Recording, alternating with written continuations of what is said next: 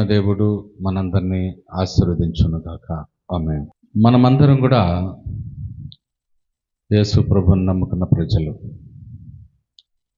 యేసు ప్రభువుని నమ్ముకున్న ప్రజలకు ఒక ఆలోచన రావాలి. ఏం ఆలోచన అంటే, అపొస్తలుడైన పౌలు 2వ తిమోతి పత్రికలో 2వ అధ్యాయము 5వ వాక్యంలో తిమోతి సంఘానికి దేవుడు చెప్తున్న మాటను మనం విందాము. అక్కడ మనం చూసినట్లయితే, మరియు జట్టి అయిన వాడు పోరాడునప్పుడు నియమము ప్రకారం పోరాడకుంటే వానికి కిరీటము దొరకదు. హల్లెలూయా. అంటే నియమము ప్రకారం పోరాడాలంటున్నాడు. ఆ నియమము ప్రకారం పోరాడకుంటే కిరీటము దొరకదు. హల్లెలూయా. ఈ రోజుల్లో మనం ఈ పోలీసు ఉద్యోగం కొరకు పోయే వాళ్ళని కానీ చూసామంటే, వాళ్ళకి కొన్ని పరీక్షలు పెడుతూ ఉంటారు. రన్నింగ్ రేస్ అంట, లాంగ్ జంపు, హై జంపు, ఇలాంటిది పెడుతూ ఉంటారు. ఇవన్నీ వాళ్ళు కానీ సాధించలేకపోతే ఉద్యోగాలు రాదు.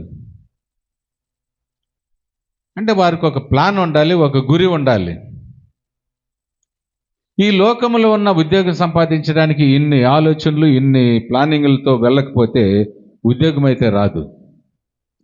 అయితే దేవుడు ఈ భూలోకము నుండి పరలోకములోనికి మనల్ని పిలుచుకోవాలన్నా, పరలోకంలోనికి మనం వెళ్ళవలసిన వారము గనుక, అక్కడికి వెళ్ళాలంటే ఈ లోకములో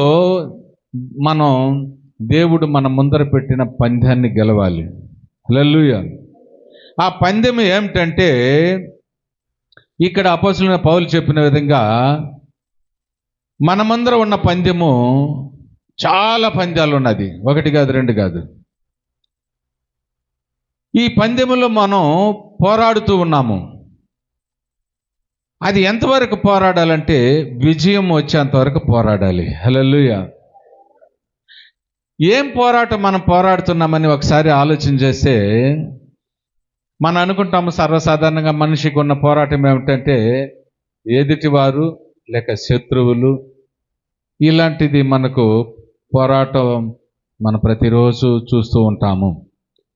అయితే అంత మాత్రమే కాకుండా మనకు అనేక రకములైన పోరాటాలు ఉన్నది.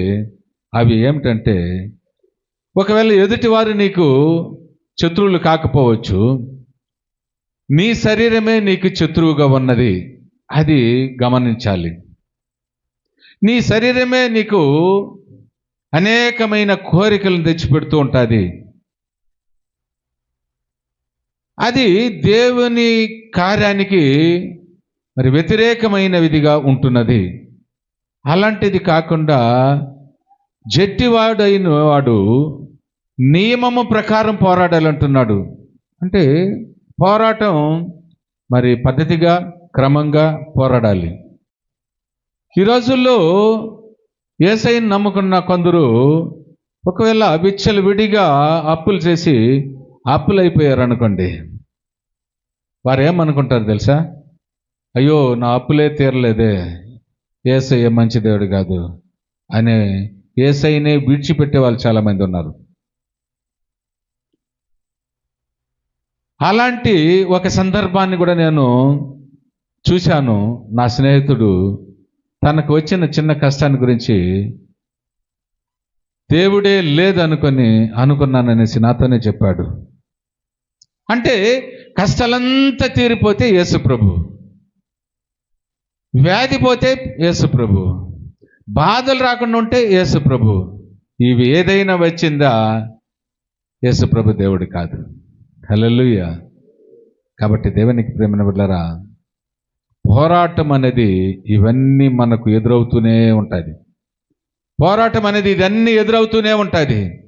ఇశ్రాయేలు ప్రజలు ఐగుప్తు దేశములో కాపురం ఉన్నప్పుడు వారు పడిన పాటల నుండి, వారు చేసిన ప్రార్థనల నుండి, వారు పడిన శ్రమల నుండి వారిని విడిపించుటకు యేసు ప్రభు మోషేను పంపించి వారిని తీసుకొని వచ్చేటప్పుడు వారు 430 సంవత్సరాలు ఐగుప్తులో శ్రమ పడ్డారు.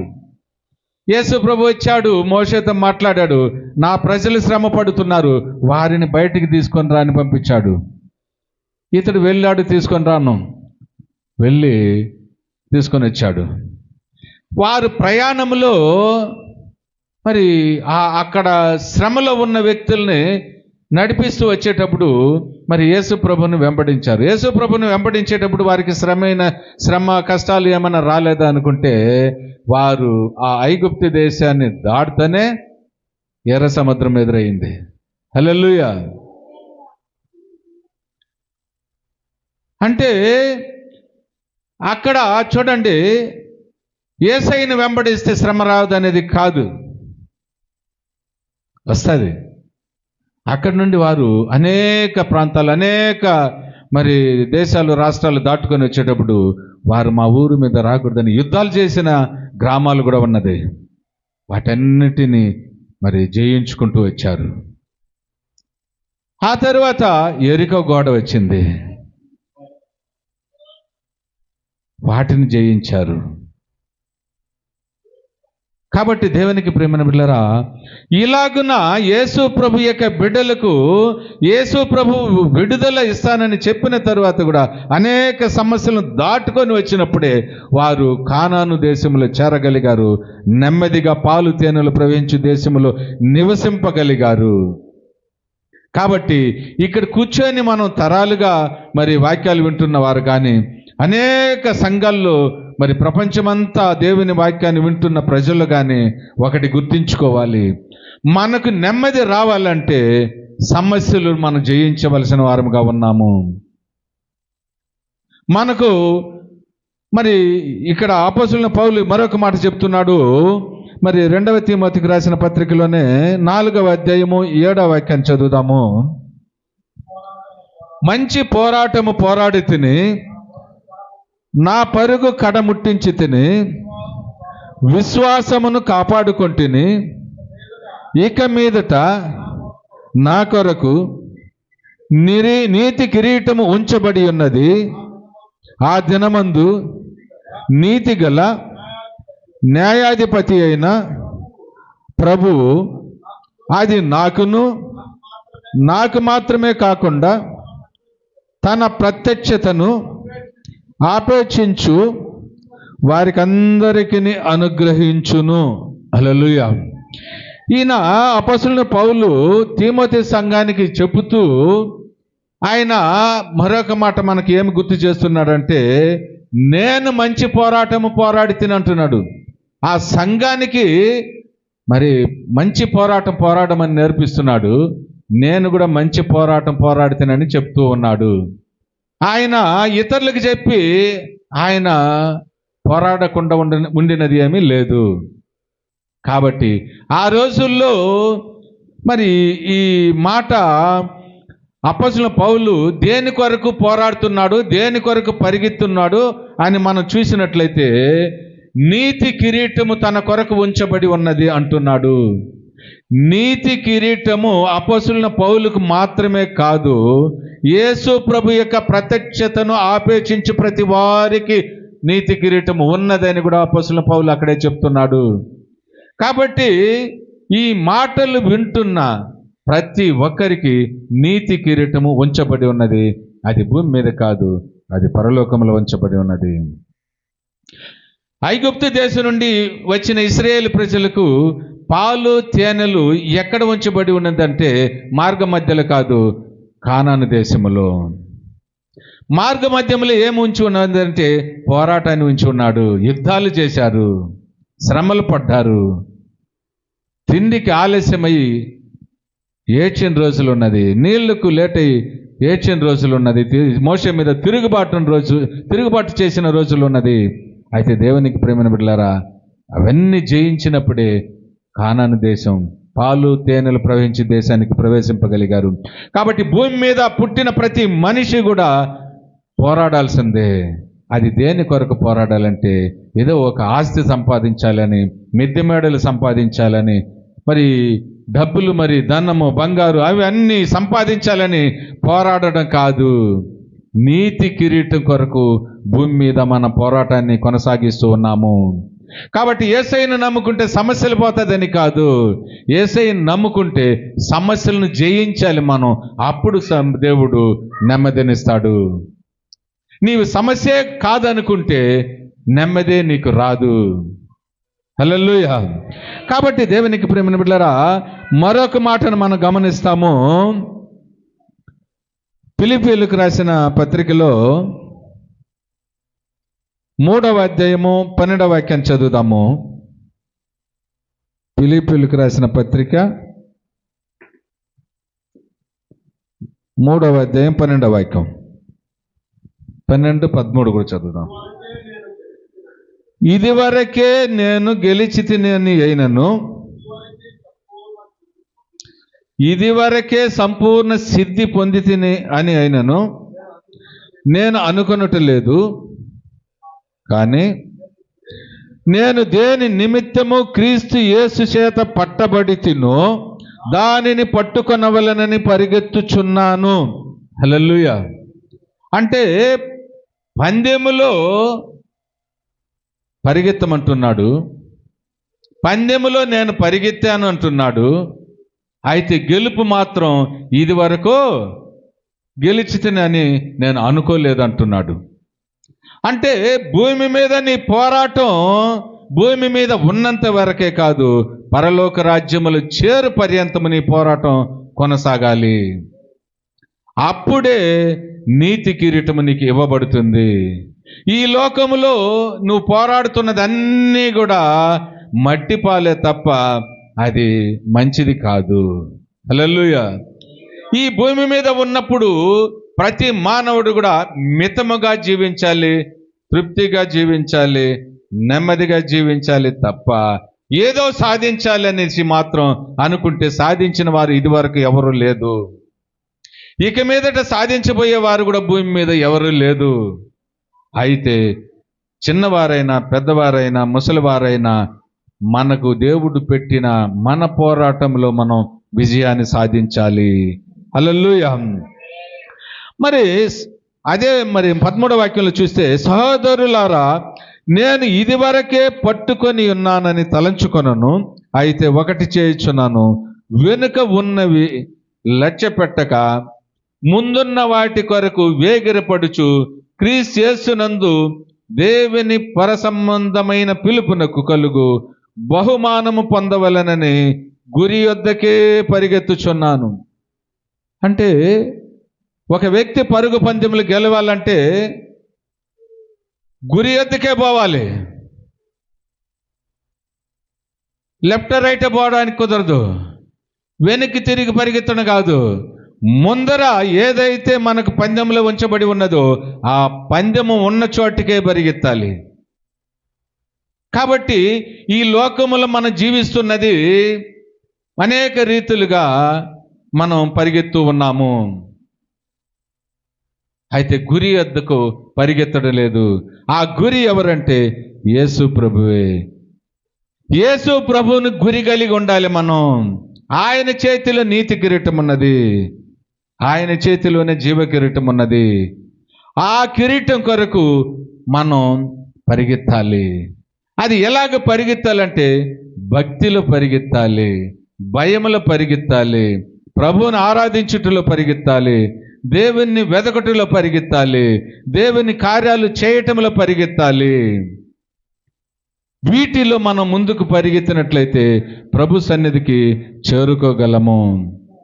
మరి అలాగన కాకుండా పాపములో పరిగెత్తుకుంటూ, మరి ఈ లోక కార్యాల్లో పరిగెత్తుకుంటూ, అనేకమైన సమస్యల వైపు పరిగెత్తుకుంటూ ఉంటే నువ్వు నీతి కిరీటాన్ని పొందుకోలేవు. కాబట్టి దేవునికి ప్రేమైన సంగమా, దేవునికి ప్రేమైన మరి సోదరులారా, మీరు ఒకటి గుర్తుపెట్టుకోండి, మీ ముందర దేవుడు పందాన్ని ఉంచి ఉన్నాడు అనేది మర్చిపోకూడదు. ఆ పందానికి అడ్డంకులు అనేకములు ఉన్నది. ఆ పందానికి అడ్డంకులు అనేకములు ఉన్నది, ఒకటి కాదు రెండు కాదు. ఈ రోజుల్లో శరీరంలో వ్యాధి వస్తుంది, ప్రార్థన చేయలేని స్థితి. యోబును చూస్తాము పరిశుద్ధ గ్రంథంలో. ఆయనకు ఎంత భక్తిపరుడో అంత శరీరంలో వ్యాధి వచ్చింది, అయినా తన విశ్వాసాన్ని కాపాడుకున్నాడు. కాబట్టి అపొస్తలుడైన పౌలు కూడా అనేక పోరాటాలు వచ్చింది, అయినా తన విశ్వాసాన్ని కాపాడుకున్నాడు. అయితే ఈ మధ్యలో నేను ఒక కుటుంబాన్ని చూశాను. వారు మందిరానికే వచ్చేవారు కాదు.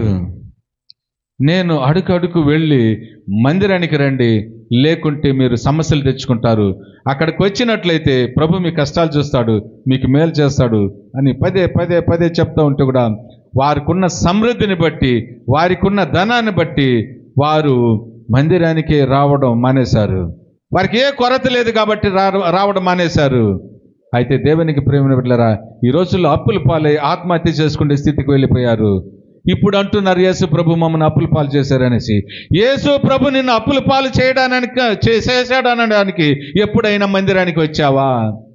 మందిరానికి రాకుండానే నీ కుటుంబంలో వండుకొనే, నీ సుఖభోగంలో వండుకొనే యేసు ప్రభు మేలు చేయలేదంటున్నావా? అంటే చేసిన తప్పు చేసి నిందను యేసు ప్రభు మీద మోపుతున్నావా? అయితే నీవు మందిరానికి రాకుండా, సత్యాన్ని వినకుండా, సత్యంలో నడవకుండా నీవు జీవించి ఈరోజు దేవుని మీద అపనిందలు వేస్తున్నావంటే దేవుడు దానికి కూడా నిన్ను శిక్షించక మానడు.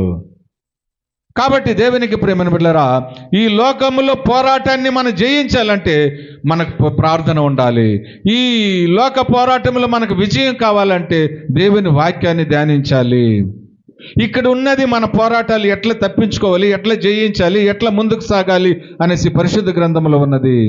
అది పరిశుద్ధ గ్రంథాన్ని చదవడం లేదు, మందిరానికి రావడం లేదు, దేవుడు నన్ను ఆశీర్వదించలేదు, నేను కూడా క్రిస్టియన్ అనుకుని జీవిస్తూ ఉంటే కుదరదు. ఈ రోజుల్లో 100 మంది క్రైస్తవులు ఉంటే మందిరానికి పోయే వాళ్ళు దాదాపు ఒక 30-40 మంది ఉంటారు. 50-60 మంది మందిరాలకు పోకుండా ఇంట్లోనో, వీధిలోనో, ఊర్లోనో తిరుగుకుంటూ ఉంటారు. అలాంటి వారు వచ్చి యేసు ప్రభు నాకు మేలు చేయలేదంటే చేస్తాడా? వచ్చి సత్యాన్ని విని తన బాధను మందిరములో చెప్పి తన దేవుని యందు మోకరించి ప్రార్థన చేసి కన్నీరు పెట్టి నీ కష్టాన్ని ఆయనకి చెబితే ఆయన వింటాడు. మనుషులకు ఎవరికైనా చెబితే వింటాడా? వినరు. హల్లెలూయా. కాబట్టి దేవునికి ప్రియమైన బిడ్డలారా, ఇక్కడ చూడండి, అపొస్తలుడైన పౌలు ఈ రోజుల్లో మనం పరిగెత్తున్న పరుగు ఏమిటంటే, మరి అపొస్తలుడైన పౌలు పరిగెత్తిన పరుగు ఏమిటో ఈ ఫిలిప్పీయులకు రాసిన పత్రిక 3వ అధ్యాయము 7వ వాక్యంలో మనం చూసినట్లయితే, అయినను ఏవేవి నాకు లాభకరములై యుండునో వాటిని క్రీస్తు నిమిత్తము నష్టముగా ఎంచుకొంటిని. హల్లెలూయా. యేసు ప్రభు కొరకు అపొస్తలుడైన పౌలు ఏదేదైతే తనకు లాభంగా ఉండిందో అవన్నీ నష్టంగా ఎంచుకున్నాడంట. ఈ రోజుల్లో ఆదివారం అయితే దేవుని మందిరానికి రాకుండా పనులకు పోతూ ఉంటారు సంపాదించడానికి. అయితే అపొస్తలుడైన పౌలు తనకు ఏదైతే లాభం అనుకున్నాడో అవన్నీ కూడా నష్టంగా ఎంచాడంట. రెండవ మాట మనం చూసినట్లయితే 11 ఆఖరి వచనంలో, సమస్తమును నష్టపరుచుకుని వాటిని పెంటతో సమానముగా ఎంచుకున్నాను. అంటే యేసు ప్రభు కొరకు ఈ లోకములో ఉన్న ప్రతి దానిని పెంటగా ఎంచుకున్నాడంట. అయితే ఈ రోజుల్లో క్రైస్తవులే పేరుకు, అయితే అపొస్తలుడైన పౌలు తలంచినట్లు నీవు నీ సంపాదనను పెంటగా తలంచి ఉన్నావా? నీ సంపాదనను నష్టపరుచుకున్నావా దేవుని కొరకు? ఏది ఉండదు. తన సంపాదన కోసం పరిగెత్తడమే, తన సంపాదనే మరి బ్రతుకు అనుకోవడం, తన సంపాదనే దేవుని మారిగా ఎక్కువ డబ్బులు అయిపోతే, ఎక్కువ ఆస్తిపరుడు అయిపోతే తన ఆస్తే దేవుడిగా కనిపిస్తూ ఉంటారు వాళ్ళకి. అయితే దేవునికి ప్రేమ బిడ్డలారా, ఇది చాలా చాలా తప్పు. ఇది చాలా తప్పు. అపొస్తలుడైన పౌలు చెప్తున్న మాట గురి యొద్దకే పరిగెత్తాలంటున్నాడు. నే గురి యొద్దకే పరిగెత్తాను అంటున్నాడు. కాబట్టి మన పరలోకములో ఉన్న యేసు ప్రభు నీతి కిరీటాన్ని మన కొరకు మరి రెడీ చేసి పెట్టున్నాడు. కాబట్టి ఆ నీతి కిరీటం కొరకు మనం ఈ లోకములో పోరాడాలి. ఈ లోకములో మనకు వస్తున్న ప్రతి కష్టాన్ని, ప్రతి సమస్యను, ప్రతి వ్యాధిని, ప్రతి బాధను మనం వాటిలో నుండి పోరాటంలో గెలిచి యోబు వలె రెండంతల ఆశీర్వాదాన్ని పొందుకునేవారుగా ఉండాలి. హల్లెలూయా. కాబట్టి మన పోరాటముల మధ్యలో ఆగిపోకూడదు.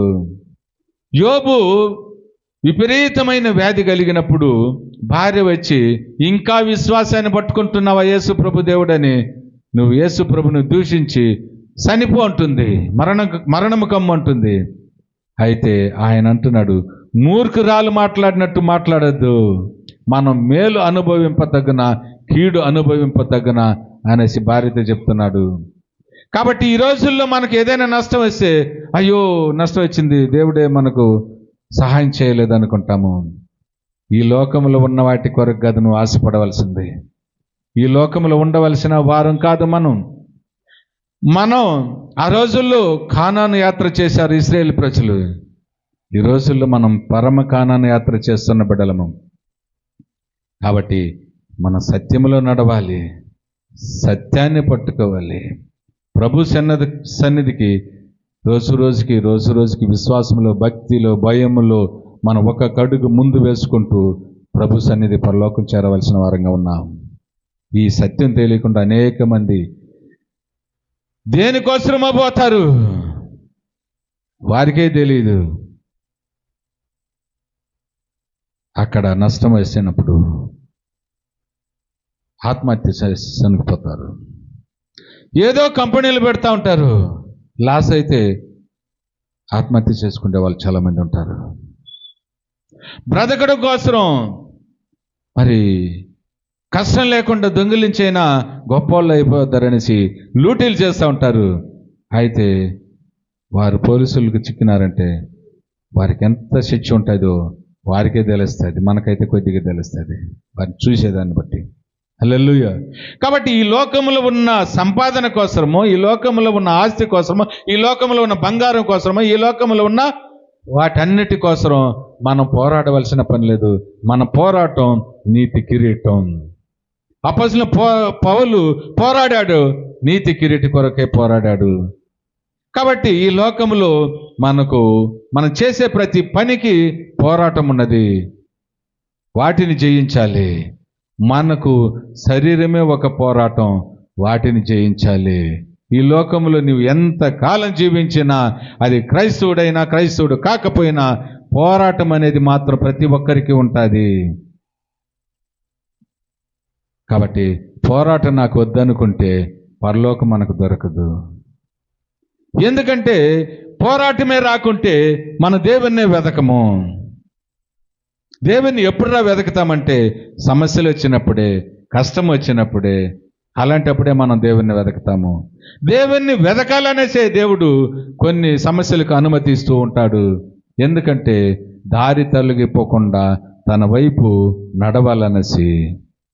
కాబట్టి దేవునికి ప్రియమైన సంఘస్థులారా,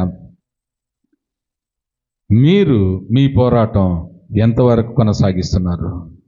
ఈ లోకం కొరక లేక పరలోకములో ఉన్న నీతి కిరీటం కొరక ఒకసారి ఆలోచించండి.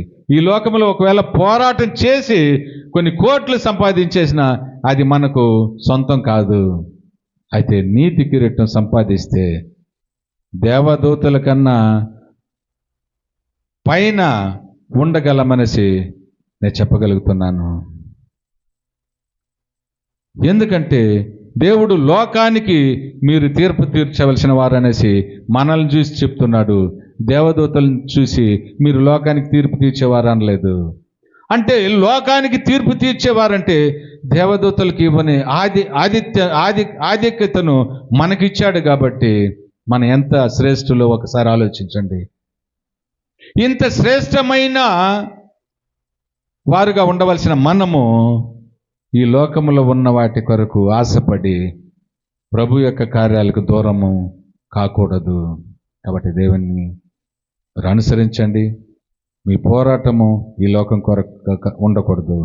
మీ పోరాటము పరలోకం కొరకును, పరలోకములో ఉన్న దేవుని కొరకును, పరలోకములో ఉన్న దేవుని చేతిలో ఉన్న నీతి కిరీటి కొరకును మనం పోరాడాలనేసి ఈరోజు మీకు చెప్తున్నాను. దేవుడి ఈ మాటలను బట్టి మనందరినీ దేవుడు ఆశీర్వదించును గాక. ఆమేన్, ఆమేన్.